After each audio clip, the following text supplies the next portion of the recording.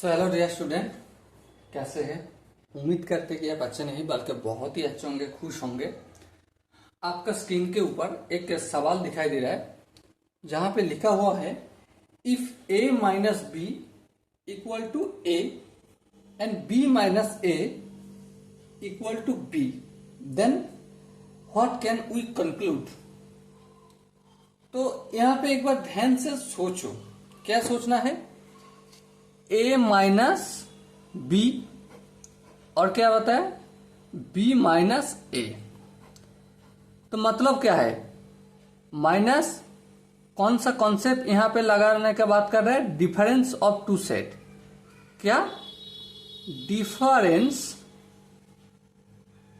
Difference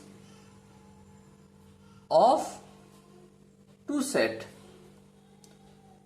दोनों set के अंदर जो डिफरेंस है, इस कंसेप्ट को लगाने का बात कर रहे हैं। ओके, चलिए हम एक बार ना एक वेन डायग्राम ड्रॉ करते हैं।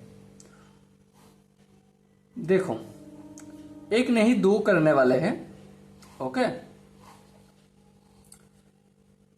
यहां पे ए है और यहां पे बी है, ए माइनस बी। अगर इस चित्रों को हम देखें तो a माइनस बी, इसका मतलब है इस इलाका, हाँ बिल्कुल, a इलाका में जो b बात जाएगा, b को छोड़ के लिखना होगा, मतलब इस इलाका को हम लेना है। ओके, समझ में आया? लेकिन सवाल में क्या दिया हुआ है? a minus B equal to पूरा का पूरा a ही आएगा। तो सिंपल बात है, यहां पे a और यहां पे b दोनों के अंदर ये जो कॉमन इलाका है ना, कोई आएगा नहीं। तभी तो a माइनस बी, और इस चित्रों को हम देखें तो a माइनस बी, देखो a और b, ओके, a और b, ये दोनों चित्रों के अंदर ये जो a इलाका है, ए का रीजन है, यहाँ पे कोई बी का कोई कॉमन इलाका है नहीं है।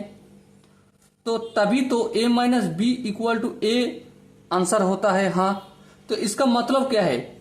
a माइनस बी क्या होगा? डिसजॉइंट होगा। क्या होगा?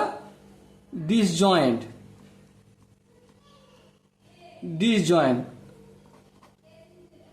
डिसजॉइंट का मतलब कोई भी कॉमन एलिमेंट्स नहीं है। तो हम इसको, अगर आई होप आप कॉन्सेप्ट समझ चुके होंगे, तो अगर इसको सॉल्यूशन लिखे तो we have a minus B equal to A. That's mean जिसका मतलब क्या है? That's mean no elements,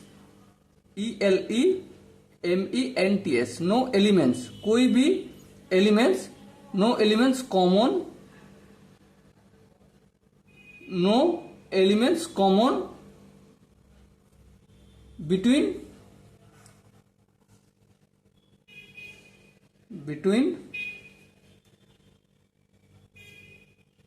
set A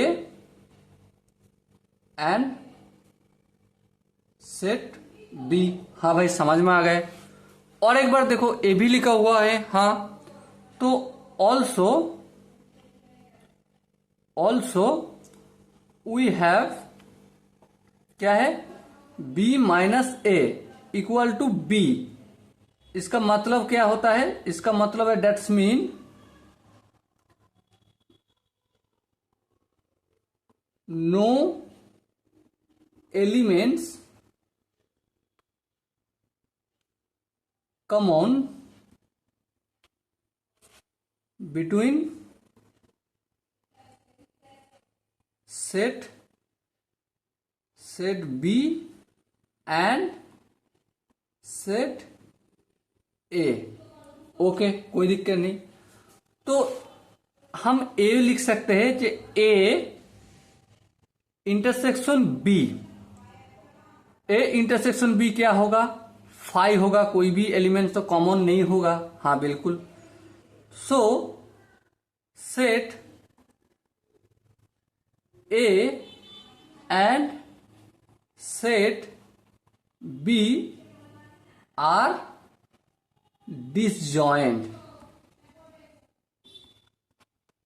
okay, I hope इस सवाल का आंसर जो है आप बहुत बढ़िया ढंग से समझ चुके होंगे, या फिर इस सवाल का जो कॉन्सेप्ट है उसका आप बढ़िया तरीके से समझ चुके होंगे। ओके, तो चलिए आज का वीडियो यहाँ पे खत्म करते हैं और मिलते हैं अगला वीडियो में। तब तक के लिए आपको बेस्ट ऑफ लक।